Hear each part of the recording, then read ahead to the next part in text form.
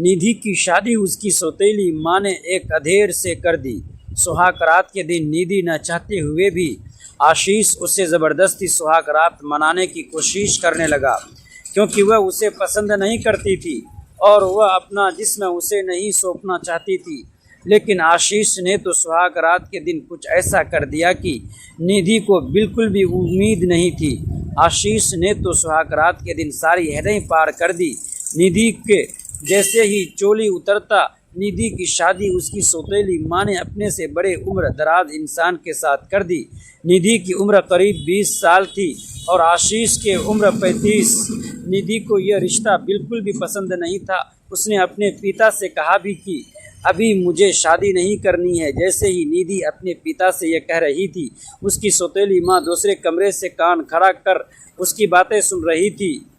ये बातें जैसे उसके कान में पड़ी, वो दौड़ कर आई और निधि को डांटते हुए बोली, तेरी माँ तो चली गई और ये बोझ को मेरे साथ छोड़ गई। एक तो तेरी शादी अच्छे घर में कर रही हूँ, ऊपर से तू कह रही है तुझे अभी पढ़ाई करना है, शादी नहीं करना है। तू पढ़ लिख कर क्या करेगी? पढ़ने लिखने के बाद भी तो शादी कर रही होती है। यहाँ बैठकर क्या मेरी छाती में तो मूंग डालेगी? जितना पढ़ना था, अब मैं जहाँ कहूँगी वही तेरी शादी होगी। और आशीष बड़े घर का है, वह तो तेरी किस्मत अच्छी है कि उसने तुझे पसंद कर लिया। उसके बाद पिता कहते हैं, निधि बेटा देख, शादी तो वैसे भी हर लड़की को करना होता है और आशीष उम्र में थोड़ा ज़्यादा है, लेकिन दिखने में और अच्छा है और पैसे वाला भी है। तुझे खुश रखेगा, तुझे किसी भी चीज़ की कमी नहीं होगा और उसने तुझे खुद पसंद किया है। निधि को अपने पिता से कहने का कोई फ़ायदा नहीं होता है। वह अपने कमरे में आती है और फूट फूट कर रोने लगती है कि आज उसकी माँ होती तो उसे यह दिन न देखना पड़ता। पिता के शादी के बाद माँ तो सौतेली मिल गई, साथ में खुद का सगा पिता भी सौतेली हो जाता है। दिन नज़दीक आए और तय तारीख को निधि और आशीष शादी के बंधन में बंध गया। वो अपने ससुराल आती है। ससुराल का घर बहुत बड़ा था और पैसे वाले लोग थे। दरअसल निधि की माँ की खुद की 2 बेटियां हैं और आशा और निशा, जो दूसरे शहर में हॉस्टल में रहकर पढ़ाई कर रही है। उसके पढ़ाई का खर्चा वो आशीष से ही निकलवाएगी। अब तो आशीष उसका दामाद बन गया है। चिकनी चुपड़ी बातें करके आशीष से वह अपनी दोनों बेटियों की पढ़ाई लिखवाई का खर्चा निकालेंगी। आशीष की अपनी खुद की 3 फैक्ट्री है, वो करोड़ों का मालिक है। उसने इस शादी के लिए अपनी दोनों बेटियों का रिश्ता आशीष के लिए देखा, लेकिन आशीष ने मना कर दिया। उसकी दोनों बेटियों से ज़्यादा सुंदर निधि है, इसलिए आशीष का दिल निधि पर आ गया। उसकी माँ ने सोचा, चलो ठीक है, मेरी बेटी से ना सही निधि से ये शादी करवा देता हूँ और निधि से मिलने उसे ससुराल जाया करूँगी। आशीष इतना बड़ा मालिक होकर वो अपनी सहेलियों के लिए तो कुछ करेगा, ये सोच करके उसने निधि की शादी आशीष से करवा दी। लेकिन अंदर ही अंदर निधि की माँ निधि से चिढ़ते रहती, क्योंकि निधि एक सुख संपत्र परिवर्तन कर रही थी, सारा काम करवाती और बचा कुछ खाना निधि को देती। शायद ही उसे कभी अच्छा और गर्म खाना नसीब होता। जब भी उसके दोनों बेटियां आई, निधि को घर में बंद कर अपने दोनों बेटियों के साथ शॉपिंग करने चली जाती है। माँ और निधि की शादी उसकी इच्छा विद्यु एक उम्र दराज व्यक्ति आशीष से कर दी गई थी। ये फैसला उसने नहीं बल्कि उसकी सौतेली माँ ने लिया था। शादी के पूरे समारोह में निधि के चेहरे पर मुस्कान तो थी, लेकिन वो केवल रस्म निभाने के लिए थी।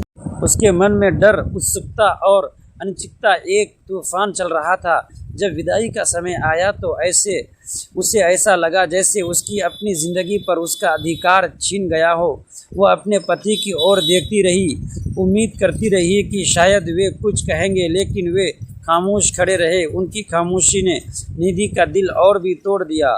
नई दुल्हन बनकर जब वो आशीष के घर पहुंची तो हर कोई उसका स्वागत कर रहा था।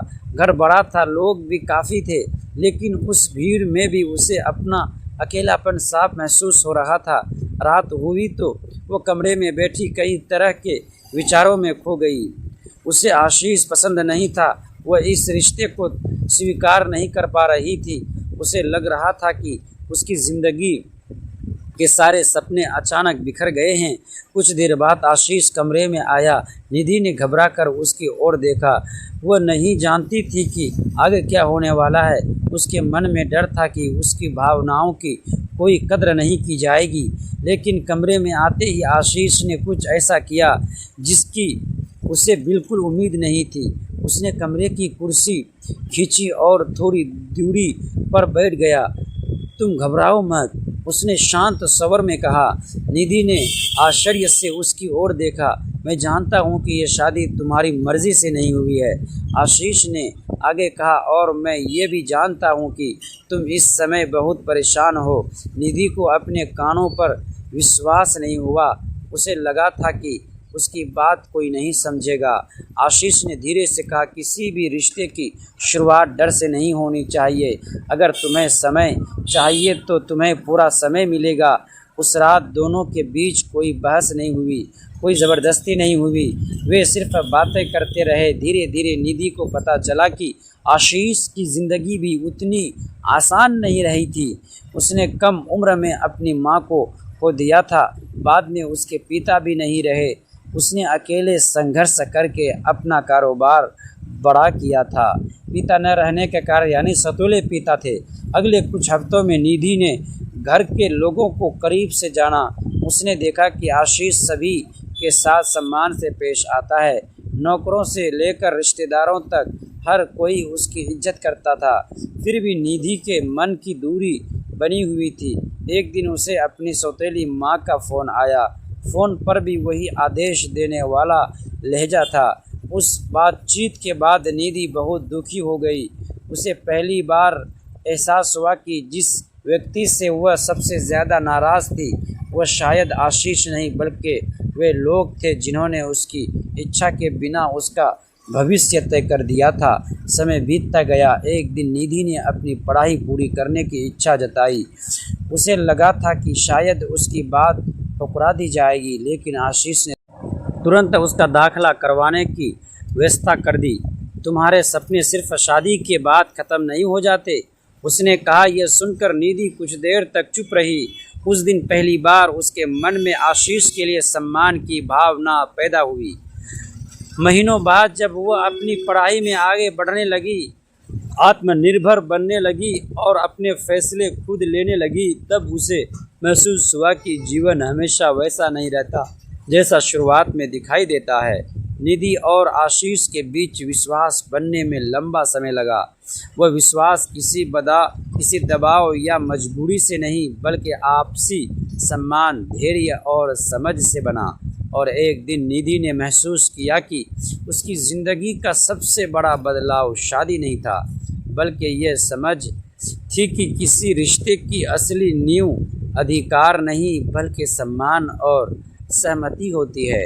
यही एहसास उसके जीवन की नई शुरुआत बना। दोस्तों, ऐसे ही कहानी सुनने के लिए प्लीज़ हमारे चैनल को सब्सक्राइब ज़रूर कीजिएगा।